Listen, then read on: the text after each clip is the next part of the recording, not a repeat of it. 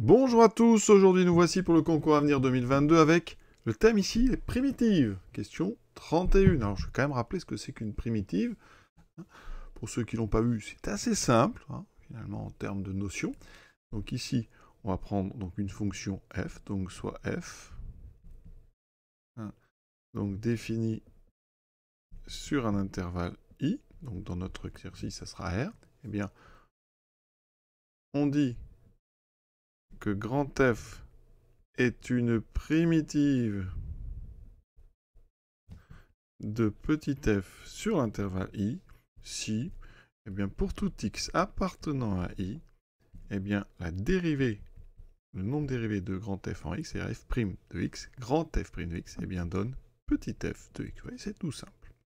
Donc, autrement dit, si petit f est la dérivée de grand f sur i. Donc, dès que vous voyez primitive, donc grand f primitive, c'est-à-dire que grand f' égale petit f, sur l'intervalle, bien sûr, considéré. Donc, ici, qu'est-ce qu'on nous dit ? Alors, qu'est-ce qu'on nous dit dans le texte? Si h est une primitive de petit f, donc on est sur R. Alors, qu'est-ce que ça veut dire, ça? Eh bien, on va donc h primitive de f sur R, ça impliquera donc que la dérivée de h, donc h', est égale à f. D'accord? Sur l'intervalle, enfin, sur tout l'ensemble R.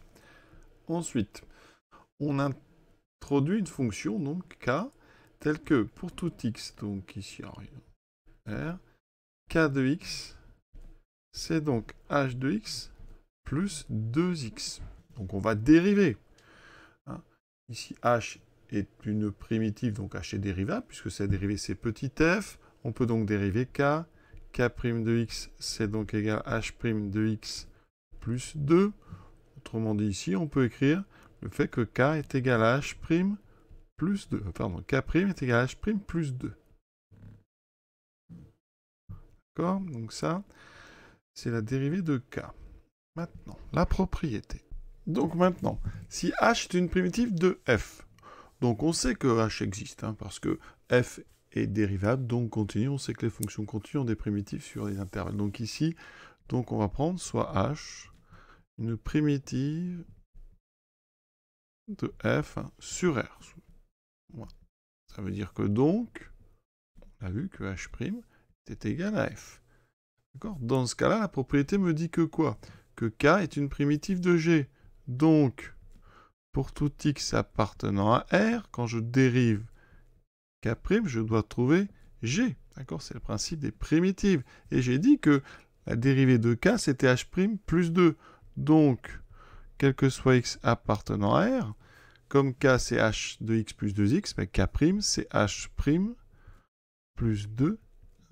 Et ça fait g de x. Or, h est une primitive de f, donc h' égale f. Donc, pour tout x appartenant à R, f de x plus 2 est égal à g de x. D'accord? Et j'ai plus qu'à dériver. Donc, ça veut dire qu'ici, en dérivant, eh bien, f', le plus 2 donne 0, f' est égal à g de x. Donc, pour tout x appartenant à R, en fait, on a g qui est en fait f plus 2. D'accord? G est égal à f plus la constante 2. Donc, en dérivant, eh bien, g' est égal à f'. Donc, c'est la proposition A qui est la bonne. Une question un peu tordue quand même. Il faut aller chercher cette histoire de propriété. Mais voilà. Donc, on a trouvé, c'est la réponse A. Donc, il fallait en fait bien traduire donc, une première chose qui était le fait que h est une primitive de f. Donc, h' égale f. Ensuite, on part d'une primitive h qui existe, on le sait. On nous dit que une fois que cette primitive h donc, est définie, eh bien, on peut définir k. On dérive k qui nous donne g, puisque c'est une primitive de g, mais qui nous donne aussi h' plus 2.